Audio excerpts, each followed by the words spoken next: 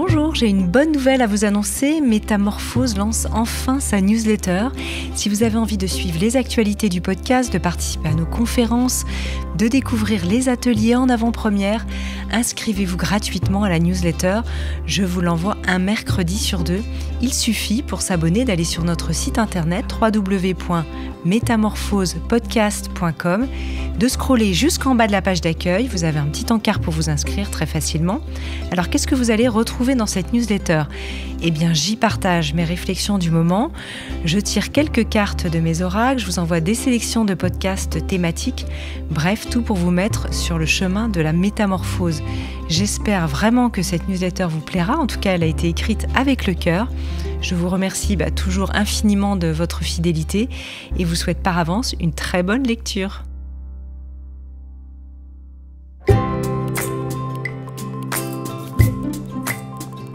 Bienvenue dans la saison 5 de Métamorphose, le podcast qui éveille la conscience. Au fil des semaines, je vous invite à découvrir avec moi des sujets inspirants, portés par des personnalités lumineuses pour cheminer ensemble vers un éveil des consciences. Métamorphose, le podcast qui éveille la conscience. Tous les lundis et jeudis, dès 7h.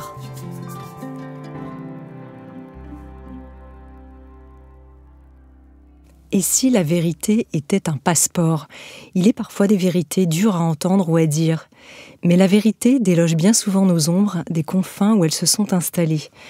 Elle vient remettre à l'endroit les parties de nous oubliées, froissées ou mal à l'aise. Mon invité du jour est formé à la psychothérapie intégrative, la psychanalyse jungienne, les neurosciences affectives, la gestalt, la thérapie familiale et la sociologie clinique. Auteure, elle publie des romans et des livres autour du thème de la psychogénéalogie et vient nous apprendre à mieux exprimer notre vérité. D'où vient le manque de vérité ? Comment explorer notre parcours de vie pour mieux l'assumer ? Comment défaire les croyances familiales pour s'exprimer à sa façon? Comment peut-on sortir de la place qu'il nous a été ou que l'on s'est assignée?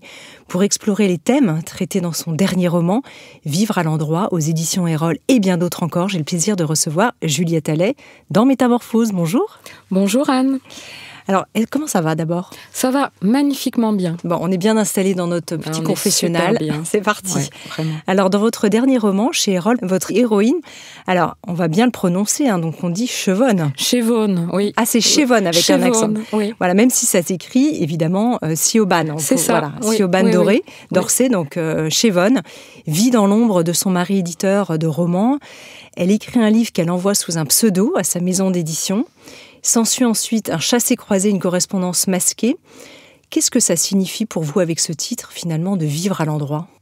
Alors, ce que j'ai voulu vraiment montrer tout au long du livre, c'est ce processus à travers lequel quelqu'un devient lui-même et sort de cette espèce de posture en creux où il n'existe pas, où il se fuit, où il ne se montre à personne.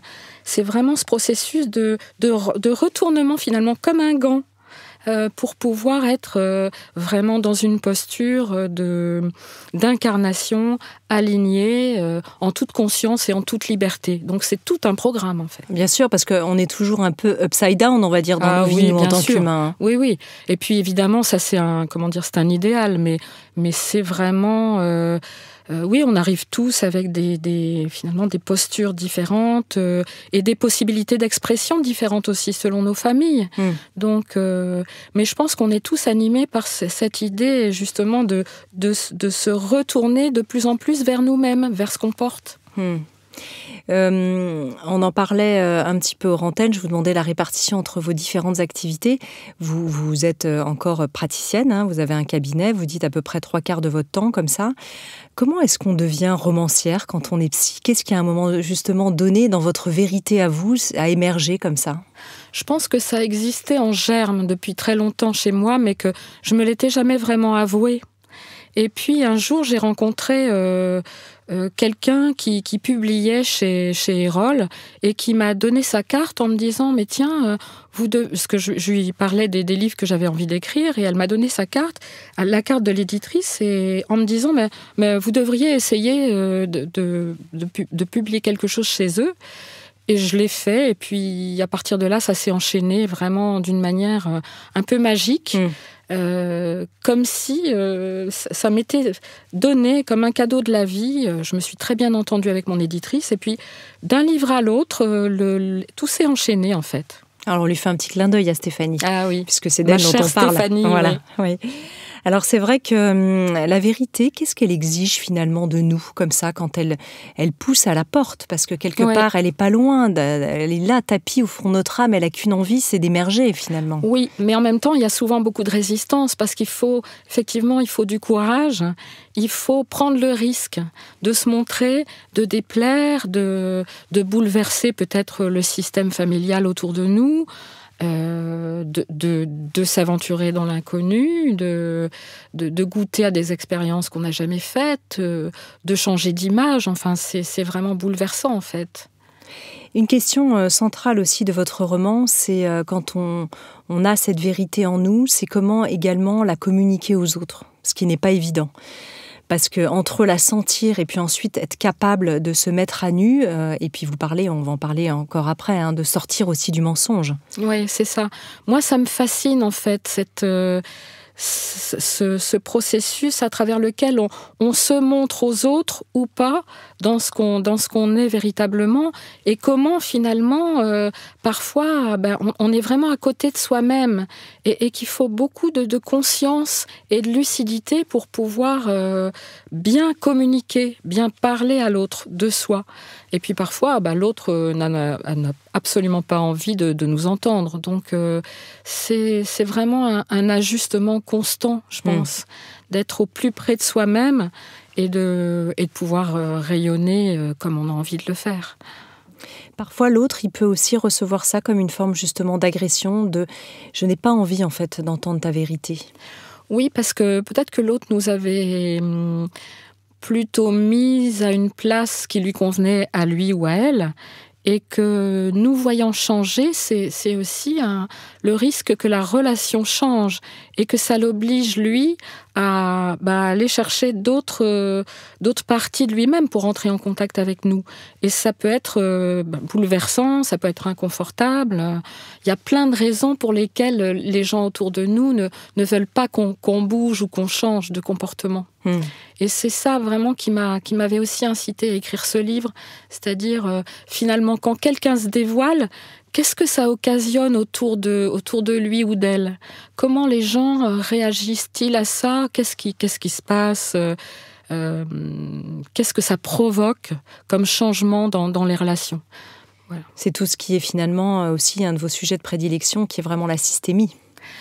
Oui, c'est ça, c'est passionnant, parce qu'en fait, dès qu'on change à l'intérieur de soi, on voit changer le réel autour de nous, les relations se modifient, tout le système dans son entier se régule autrement, et moi, c'est vrai que les relations, ça m'a toujours fascinée. C'est vrai que souvent, on entend des gens dire, en particulier dans les couples, j'aimerais tellement qu'il change, j'aimerais qu'elle évolue, ceci, cela. Et alors qu'en fait, on s'aperçoit que quand je change, l'autre change. Enfin, toute la systémie bouge. Exactement, c'est-à-dire quand on est vraiment à un endroit de soi où on exprime sa vérité, justement, dont on parlait tout à l'heure, eh bien, ça convoque l'autre aussi dans sa vérité à lui. Oui. Et c'est aussi ce que j'ai voulu montrer dans le livre, à travers cette correspondance entre Chivonne et son mari. Oui.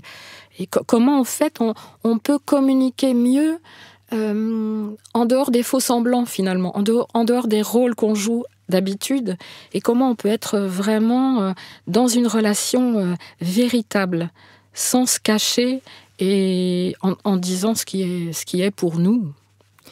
Est-ce que le mensonge, finalement, est le corollaire, le complémentaire, ou même l'inverse, au niveau polarité de la vérité, ou pas forcément ? Non, je pense que parfois, c'est plutôt... en fait, c'est beaucoup plus diffus. Je pense qu'il y a du mensonge dans la communication entre les personnes, mais il y a aussi beaucoup d'ignorance. Parfois, on n'est pas vraiment en contact avec nous-mêmes. Donc, ou de l'inconscience. Oui, de l'inconscience, c'est ça. C'est qu'on n'est pas... On n'est pas conscient, donc on ne peut pas vraiment communiquer à partir de ce qu'on est. Et parfois, effectivement, il y a des gens qui mentent, mais je pense que le plus souvent, c'est parce qu'on n'a pas l'habitude d'aller chercher au fond de soi pour s'exprimer à partir de notre parole à nous. C'est ça. D'ailleurs, je cite votre héroïne, elle dit « Le mensonge fait partie de ma vie depuis toujours. Enfant, je l'ai ingurgité sous toutes les formes. Banale, quotidienne ou plus flamboyante, il est devenu un membre à part entière de la famille. C'est une façon d'être, de se relier, de gagner du temps, de survivre. » Et alors, c'est pas que c'est une mensongère pathologique, on n'est pas là-dedans. Non. Mais en fait, c'est la trahison à soi dont elle parle. Exactement. C'est-à-dire qu'elle se cache en permanence. Elle ne se montre jamais, surtout à ses parents qui prennent beaucoup de place. Et en fait, elle vit en creux, dans les interstices, sans jamais réellement exprimer qui elle est. Et de fait, il se passe rien. Elle n'est pas du tout en relation ni avec elle-même, ni avec ses parents. Et en fait, c'est ça qu'elle veut dire quand elle parle du mensonge. Et puis en plus, elle est vraiment dans une famille où les parents se mentent aussi beaucoup à chacun. Et ça aussi, c'est un thème qui me fascine depuis toujours, en fait. Les petits mensonges entre amis. Il y a quelque chose de cet ordre-là. Et les gros aussi. Ouais, c'est ça. Alors, elle parle, et j'aime bien cette expression, c'est pour ça que je vous recite à nouveau. Elle est tapie à l'intérieur d'elle-même. Ce que je montre reflète la couleur de ce que l'autre attend. Je pense que ça va parler à beaucoup d'entre nous, probablement, de cette idée de ce que je montre au monde et ce que je ressens à l'intérieur, et cette dichotomie, en fait, entre les deux. C'est ça. Et en fait, on se dit, mais pourquoi parfois c'est aussi difficile de montrer ce qu'on est? Eh bien, c'est toute la question de comment on a été accueilli dans la famille, comment on a pu justement être soutenu dans l'enfant qu'on était. Qu'est-ce qu'on a été obligé de cacher aussi de soi? Quelles sont les polarités de nous-mêmes qui n'ont jamais pu être exprimées, être accueillies par nos parents, parce qu'eux-mêmes peut-être ne sont pas en contact avec eux-mêmes complètement. Donc c'est un monde infini en fait d'exploration, je trouve. Oui. Et en même temps, ce fake self, ce faux soi, il est à la fois il est là et puis c'est une construction caractérielle, et en même temps parfois il y va de la survie de la persona. Bien sûr. Ouais. Bien sûr. En fait, parfois, il faut vraiment ne rien montrer de soi pour pouvoir être aimé et survivre. Donc, oui, c'est toute la question de ce que ça...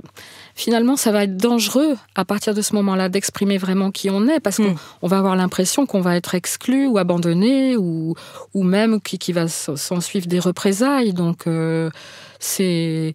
Oui, tout ça se construit vraiment très très tôt entre nous et nos parents et la manière dont ils nous accueillent finalement. Quand on travaille justement sur cette déconstruction de soi, en tout cas de la personnalité, comme ça, pour aller à la recherche de notre vérité intérieure, est-ce qu'à un moment donné, il peut être dangereux d'exposer sa vulnérabilité au monde? Est-ce qu'il faut y aller justement progressivement? Oui, je pense qu'il faut toujours faire les choses dans la douceur.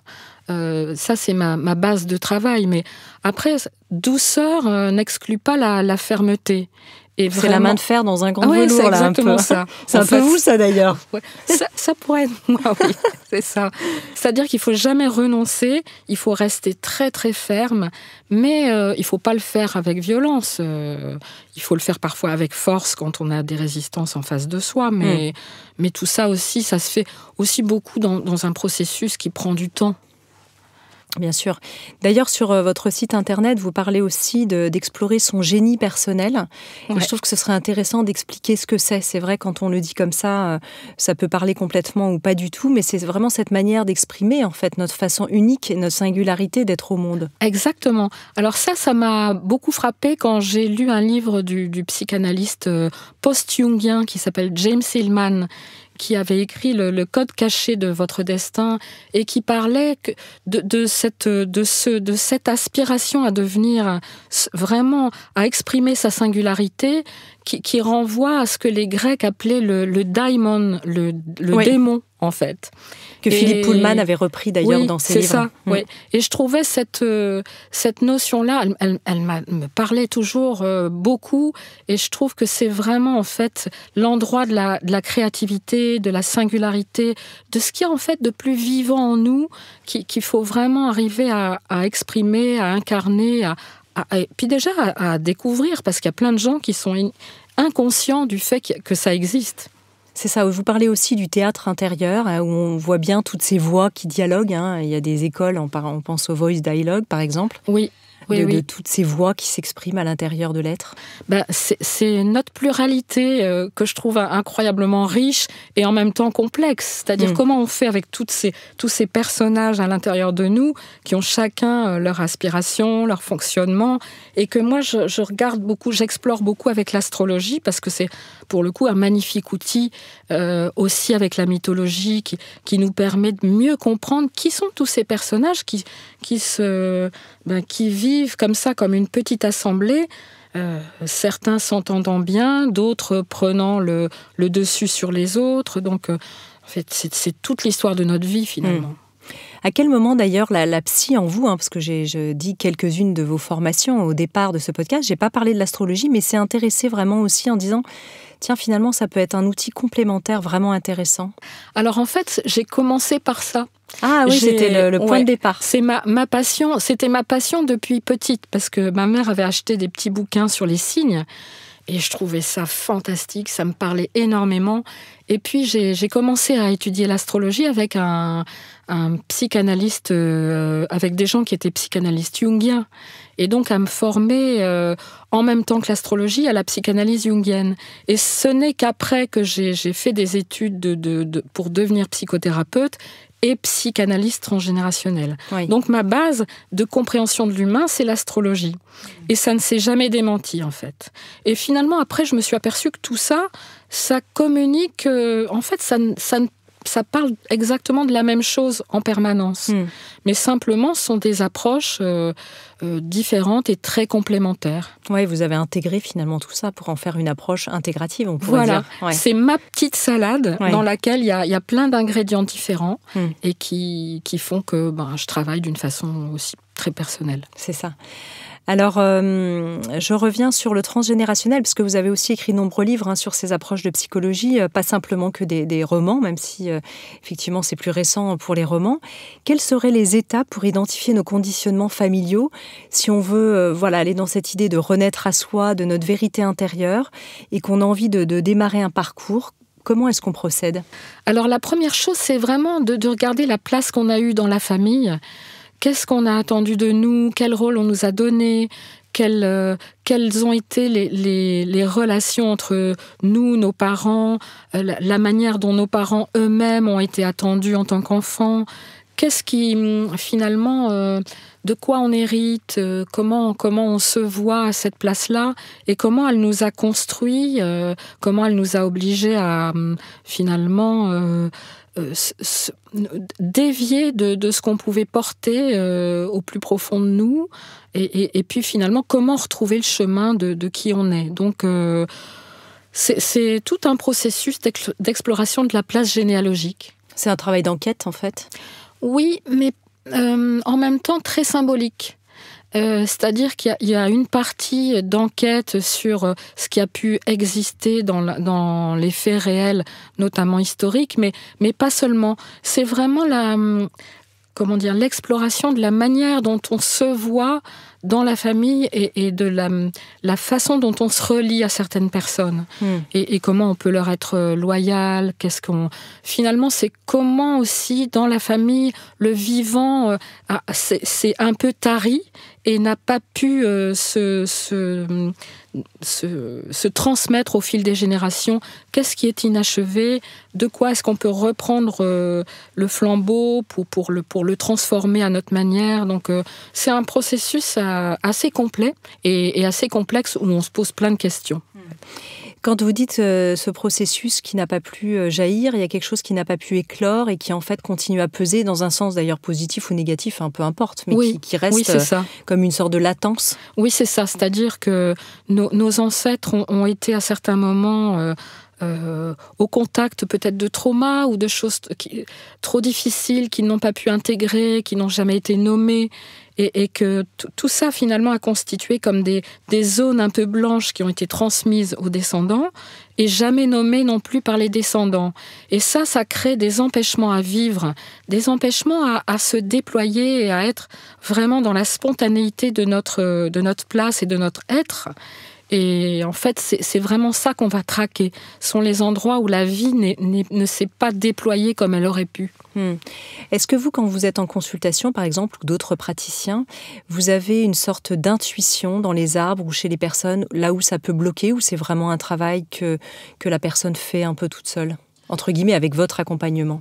Moi, j'ai parfois des intuitions, bien sûr. Oui. Et oui, je peux m'appuyer dessus pour guider la personne, mais au fond, c'est toujours elle qui sait, et c'est toujours elle qui va le découvrir à travers les exercices symboliques que je lui propose. Mais c'est vrai que c'est un travail qui joue beaucoup avec l'invisible, en fait, avec ce qui se passe dans l'invisible, et que entre le patient et le client, entre le patient et le thérapeute, il y a vraiment cette idée d'une énergie qui circule beaucoup. Donc, moi, je peux ressentir des choses, par exemple, corporellement, que la personne ne s'autorise pas à ressentir. Donc, il y a plein de sensations et d'intuitions sur lesquelles je peux me reposer pour conduire le processus. Ça donne des directions, en tout cas pour vous aussi, des points d'appui. Vous avez vu des choses assez spectaculaires émerger après ce type de travail?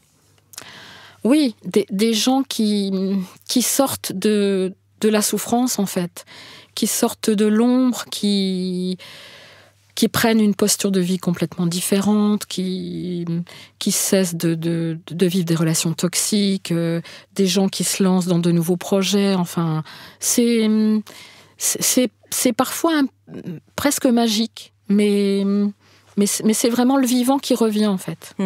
Ça peut être intéressant de faire ce travail aussi par conscience de ce qu'on va propulser pour les générations à venir quand on a des enfants, par exemple. Oui, je pense que... Alors, en même temps, je pense qu'il ne faut pas trop se prendre la tête avec notre histoire familiale quand on va bien. Je pense que là, le mieux, c'est de faire confiance à nos enfants, d'arriver à prendre leur place le mieux possible et de leur véhiculer cette confiance qu'on a en eux.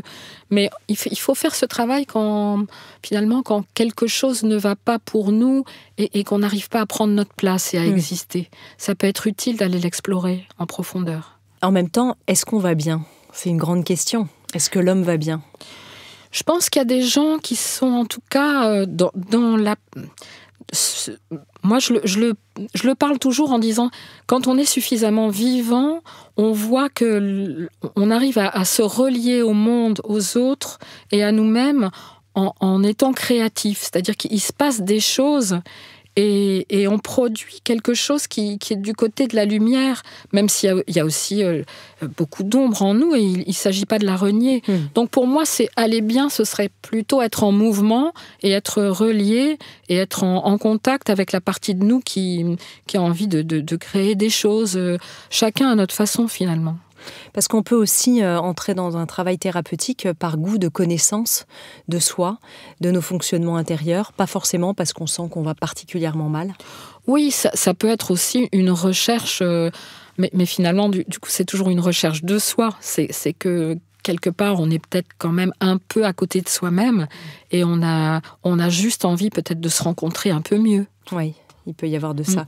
Ou alors on pressent des choses dans la généalogie qui ne sont pas complètement OK.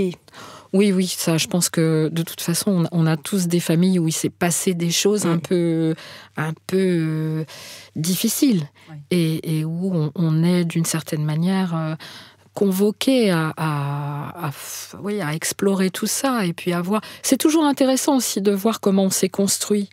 De quoi on hérite, par exemple, quelles valeurs on porte dans cette famille-là, pourquoi finalement on oriente nos choix et notre vie de telle ou telle manière. Parce que c'est toujours un peu lié à ce qui s'est passé dans notre histoire familiale. Oui, alors d'ailleurs, justement, dans votre roman, là, vous me tendez la perche, l'héroïne, elle sort de l'ombre à l'aube de ses 40 ans. La psy lui dit que c'est à ce moment-là où sa mère a divorcé, où elle aussi, elle a la crise avec son mari, cette fameuse Chévonne, qui envoie ce manuscrit, comme je le disais au début, qui est l'intrigue de votre roman, à son mari qui est éditeur sous un pseudo russe. C'est ça ? C'est ça, oui. Et donc, elle est en pleine répétition, justement, transgénérationnelle et qui, finalement, va la pousser et la guider pour essayer de faire surgir la vérité. Oui, c'est ça. tout ce qu'elle est en train de faire de manière totalement inconsciente, elle va s'apercevoir que ça a du sens. Et elle va essayer de décoder le sens que ça peut avoir, notamment finalement qu'elle est plus reliée à l'histoire de sa mère qu'elle ne le pense, et que à travers justement ce pseudo russe qu'elle s'est choisi, en fait, il est question de l'histoire de sa mère derrière, et de ce que sa mère n'a pas pu vivre jusqu'au bout. Donc oui, ça m'a amusée de faire ce petit clin d'œil à la Russie, parce que moi j'ai aussi des ancêtres slaves. Et donc, voilà, ça m'a... Finalement, tout ça, c'est venu un peu comme... Je pense que chaque auteur est traversé par des choses un peu inconscientes de sa propre histoire qui met en scène. Donc, bien sûr. Ouais. On n'échappe pas à notre propre récit humain, oui. Et je dirais fort heureusement. Oui, parce que c'est ça qui donne, en fait, oui. le plus de ce qu'on vient écrire. Oui. D'ailleurs, Chévonne, elle dit on ne choisit pas sa famille. Est-ce que finalement, on l'a choisie ou pas inconsciemment ? C'était un grand mystère. Hein. Ça, c'est vraiment mystérieux, parce que j'ai déjà entendu, effectivement, vous aussi, j'en suis sûre, dire qu'avant d'arriver sur Terre, on choisissait ses parents. Je ne saurais pas trop quoi répondre, mais je me dis que, en tout cas, moi, pour ce que je suis en train de faire aujourd'hui, je trouve que j'ai bien choisi mes parents. Ils m'ont été très utiles, dans le sens où ils m'ont poussé à développer certaines compétences qui m'ont amené à faire ce que je fais aujourd'hui. Donc finalement, on pourrait dire que c'est très positif. Oui, c'est ça, quand vous parlez d'utilité, on ne sent pas forcément quelque chose de l'ordre de l'amour quand on dit le mot utile. C'est comme une forme de résilience. C'est ça. Oui. C'est-à-dire, finalement, comment est-ce que ça m'a obligée à me transformer, justement, et à devenir... qui je suis. Et peut-être que ces deux parents-là, avec leurs manques, leurs spécificités, m'ont poussé à développer un peu plus, justement, mes compétences, mes talents, et que finalement, cette histoire, elle était très bien telle qu'elle était dès le début. Oui, parce que maintenant, c'est un cadeau pour vous, en fait. C'est ça, en fait, ça m'a... Oui, je suis vraiment à l'endroit où je suis bien et où je suis heureuse de ce que j'ai réalisé. Donc, quelque part, je peux les remercier aussi de ça. Oui. Alors, cette écrivaine russe, Chévonne, qui prend ce pseudo d'écrivaine russe, Poppy Dmitriev, elle se transforme comme si son double émancipé lui donnait confiance. C'est vrai que, est-ce que parfois il y a une audace qui ne nous appartient pas vraiment, et quand on avance un peu masqué, peut-être, nous aide peut-être aussi à nous révéler? Oui, je pense que parfois, quand on part de très très loin, comme Chévonne, c'est utile d'avoir un allié intérieur qui nous pousse vers l'avant et qui fait que peut-être en prenant tel ou tel costume, on fait des expériences, on s'aventure dans des territoires dans lesquels on ne se serait pas aventuré autrement. Et peut-être qu'effectivement, le fait de mettre un masque ou de mettre un costume, ça permet de continuer à se cacher un peu, tout en montrant un peu aussi. Donc c'est un peu paradoxal. Est-ce que finalement les réseaux sociaux, parfois hélas, ne nous masquent pas ? À la fois c'est bien parce que ça permet peut-être d'être au monde d'une certaine manière, mais de l'autre, c'est peut-être une façon d'échapper et de rester dans un faux self. Alors c'est toujours un peu compliqué ces histoires. Oui, je suis d'accord avec vous, c'est complexe, mais en même temps, je pense que ça ne nourrit pas forcément les parties les plus vivantes de nous. Parce qu'effectivement, on est derrière un écran et puis, au fond, on s'invente une image. Donc, je trouve pas ça... je pense pas que ce soit réellement un progrès de passer par là. Mais peut-être que ça l'est pour certaines personnes. Je ne sais pas. Oui, peut-être que ça peut en aider certains.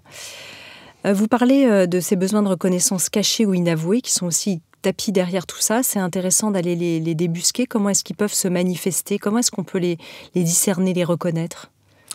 Eh bien, parce que au fond, quand on n'a pas été reconnu petit, on va chercher le regard de l'autre souvent en permanence, et on va parfois, par exemple, prendre beaucoup de place ou chercher à compenser en étant dans des comportements où on fait beaucoup de bruit.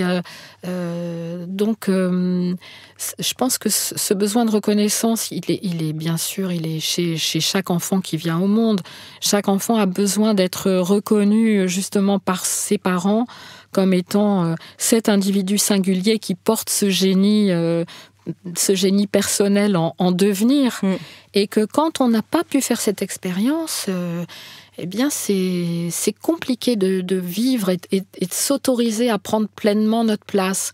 Donc on peut le faire, mais d'une manière un peu tronquée, en étant justement dans un faux self ou en se mettant dans des situations très complexes de reproduction d'échecs finalement, il y a plein de manières de chercher de la reconnaissance sans l'obtenir vraiment. Vous en voyez beaucoup en thérapie ? Oui, j'en vois beaucoup. C'est vraiment, c'est presque le cœur du processus thérapeutique. C'est presque la question pour laquelle les gens viennent, presque pour tout le monde.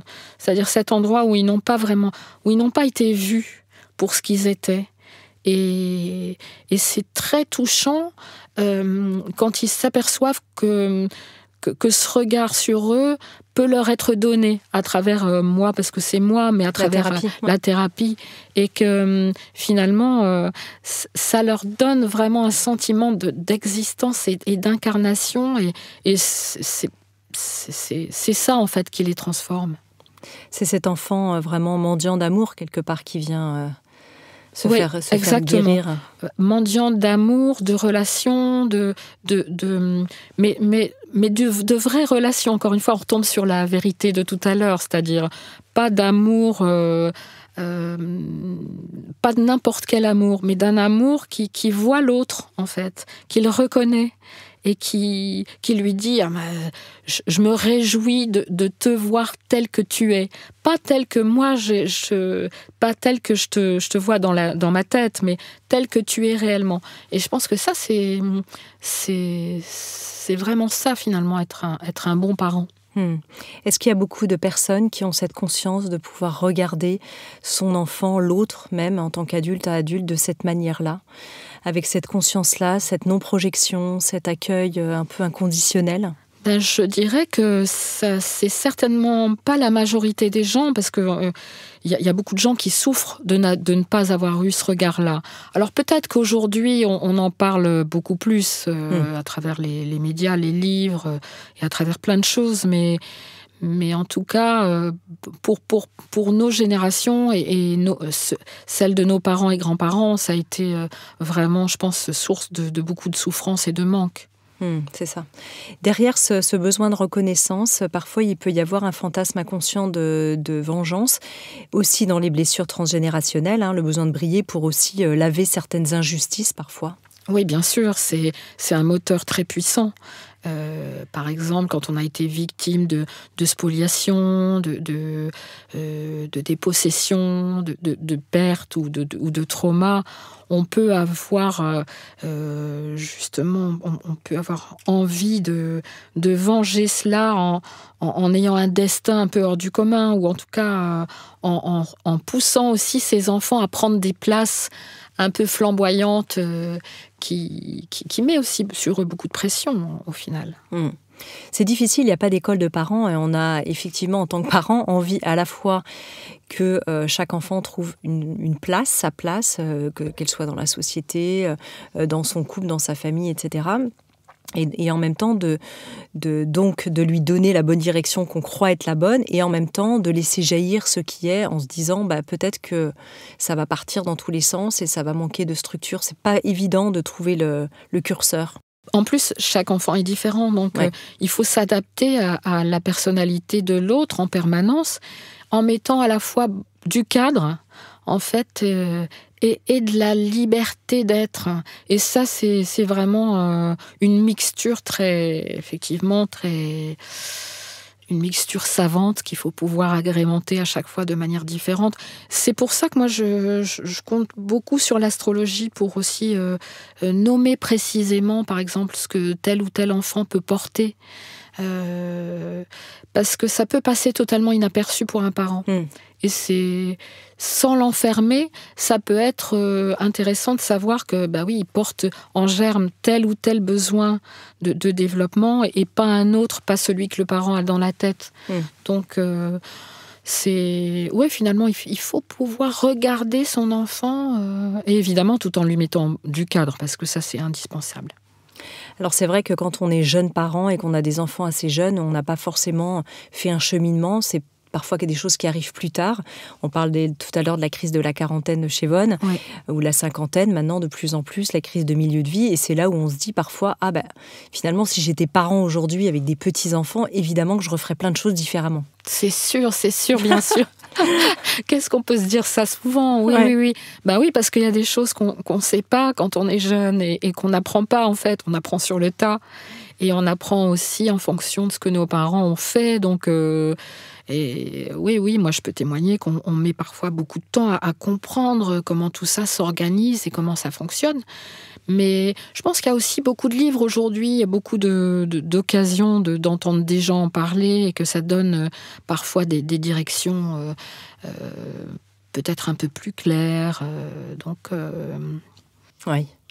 Vous dites sur votre site aussi que chacun de nous est sur ce fil entre ombre et lumière. Personne ne sait où ce chemin le mène, mais il se doit de s'y engager au plus profond de son être. Ce serait quoi, en fait, de s'engager sur un chemin pour vous ? C'est vivre, tout simplement. C'est-à-dire, c'est écouter sa vérité intérieure, pouvoir se relier avec, faire alliance avec la vie aussi, dire oui à plein de choses, ne pas être trop souvent dans le non, et puis et progresser, être en mouvement. Ou dans la mentalisation des réponses. Oui, c'est ça. Parfois, on cherche, on dit « je vais faire les plus et les moins », alors qu'instinctivement, on a la réponse, en fait, à l'intérieur de nous. Oui. S'écouter à l'intérieur de soi, faire confiance. Moi, je fais beaucoup confiance à l'invisible, à l'intuition, prendre appui aussi sur des alliés, des gens qui peuvent nous entourer, et puis qui nous comprennent, qui nous renvoient une image de nous-mêmes, qui est juste... faire ce qu'on aime, au fond, c'est essentiel. Il y a une forme d'ordre pour vous sous-jacent ? Ah oui, ça c'est une évidence. C'est une évidence. Il y a quelque chose qu'on peut appeler... Je ne sais pas comment ça s'appelle, moi je n'ai pas la prétention de le nommer, mais il y a quelque chose dans la vie qui nous pousse à aller dans la bonne direction. Et ça, moi, je crois beaucoup à ça. Et en fait, c'est aussi ce que les Jungiens nomment le soi dans ce fameux processus d'individuation. C'est-à-dire, nous emmène vers l'accomplissement et la complétude. Et je pense que plus on est conscient de ça, mieux on peut l'accompagner à notre manière, et comme on peut aussi. Bien sûr. Mais la vie, pour vous, complote quand même pour donner du sens à nos trajectoires. Ah, j'en suis persuadée. Ça, D'ailleurs, je ne sais pas comment je pourrais vivre si je n'étais pas en relation avec cette idée. Finalement, ça structure tout ce que je fais. Et peut-être, c'est juste le fruit aussi de mon expérience.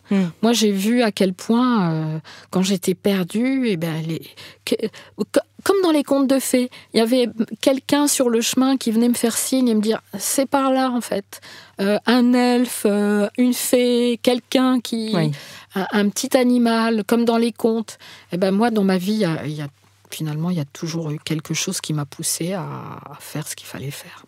Il faut être attentif aussi pour ça aux signes, même si après on peut aussi voir des signes partout, etc. Et voir des synchronicités et tomber un peu là-dedans. Ouais. Mais il faut savoir les reconnaître, les discerner quand on sent que ça nous met en joie, ça vibre à l'intérieur de nous, c'est vivant, comme vous disiez tout à l'heure. Exactement. Il y a du mouvement. Ouais. Et je suis tout à fait d'accord avec vous, Anne, dans ce que vous dites, de ne pas tomber aussi dans l'interprétation systématique de tout. Parce que bien sûr, c'est pas ça dont il s'agit, mais vraiment plus de savoir lire les choses du point de vue symbolique.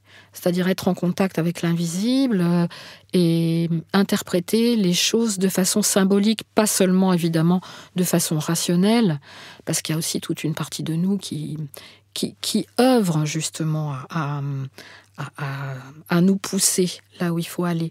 Mais toute cette lecture-là, finalement, elle s'apprend. C'est pas quelque chose... On peut en avoir l'intuition, mais ça se développe aussi. Et je pense que parfois, c'est bien d'avoir des guides, aussi bien dans les livres que dans les rencontres qu'on fait. On peut les faire un peu partout, d'ailleurs. Oui, et puis qu'ils soient dans le visible ou dans l'invisible en fonction de nos croyances. C'est ça. C'est ça. Puis il y a tellement de possibilités aujourd'hui de se relier à tout ça avec des approches pertinentes et cohérentes. Mais encore une fois, là, il faut aussi beaucoup de vigilance. Aussi. Vous qui avez vu passer justement beaucoup de patients dans votre pratique et puis avez écrit ces romans, avez eu beaucoup aussi de retours de lectrices et de lecteurs, quelle est votre espérance un peu pour le monde et sa métamorphose un peu en cours ? Alors, vaste question. Oui. Moi, Sympa la question de la fin, comme ça. Ouais, c'est ça. Moi, j'espère que... Parce que, évidemment, je suis très concernée par les questions écologiques et tout ce qui se passe en ce moment. J'espère que tout ce qui se fait aujourd'hui, toute cette conscience, tous ces gens qui œuvrent pour le vivant... tout ça va à un moment pouvoir faire bascule et créer vraiment une nouvelle société où on sera plus respectueux justement de toutes les formes de vie, aussi bien en nous qu'à l'extérieur, et que avec aussi l'apport de la psychothérapie, tout ça peut œuvrer dans la bonne direction, parce qu'il y a de plus en plus de gens qui sont conscients de ça. Donc je croise les doigts pour qu'on aille dans cette direction-là, parce que c'est très important. On est vraiment dans une crise majeure et ça va dépendre vraiment de notre capacité justement à nous relier au symbolique et à respecter le vivant. Mais je pense qu'il y a beaucoup de gens qui œuvrent dans ce sens, et que plus on sera nombreux, plus on va y arriver. Ma dernière question, ce sera, est-ce qu'à un moment donné, vous avez eu le sentiment dans votre vie de vous dire « Ah là, je vis en tout cas à l'endroit ou plus à l'endroit ». Ah oui, ça m'est arrivé, je pense, quand j'ai commencé à publier des livres. Je pense que le premier contrat d'édition, ça a été... je pense que le retournement s'est fait pour moi. Là, à ce moment-là, j'ai vraiment eu l'impression de vivre à l'endroit. Oui, c'est ça. Un immense merci, Juliette Allais, d'être venue faire un tour dans Métamorphose pour la première fois. Je rappelle le titre de votre roman, Vivre à l'endroit, aux éditions Erol. Peut-être vous avez envie de donner les titres de vos autres romans ? Oui, alors il y a 2 autres romans qui s'appellent Marche ou la vie ton soleil. Ça, c'est mon premier roman. Ensuite, il y avait Plusieurs manières de danser, où j'explore aussi l'astrologie. Et j'ai écrit aussi un conte initiatique avec mon compagnon Didier Gutmann qui s'appelle Le scribe et la princesse. Voilà. Eh bien, parfait. Et puis on peut retrouver évidemment toutes vos informations sur votre site internet www.julietteallais.com. Merci infiniment à vous. Merci infiniment à vous, Anne. Si vous avez aimé ce podcast, n'hésitez pas à lui donner 5 étoiles sur Podcast Addict et surtout abonnez-vous gratuitement sur votre plateforme préférée pour ne manquer aucun épisode. Découvrez mes invités en avant-première sur Instagram à l'adresse Métamorphose Podcast et abonnez-vous aussi gratuitement dès maintenant à la newsletter Métamorphose pour être au courant de nos conférences, ateliers et de nos dernières actualités. Pour ça, rendez-vous sur notre nouveau site www.métamorphosepodcast.com. Métamorphose, le podcast qui éveille la conscience. Par Anne Guéquière, tous les lundis et jeudis, dès 7h.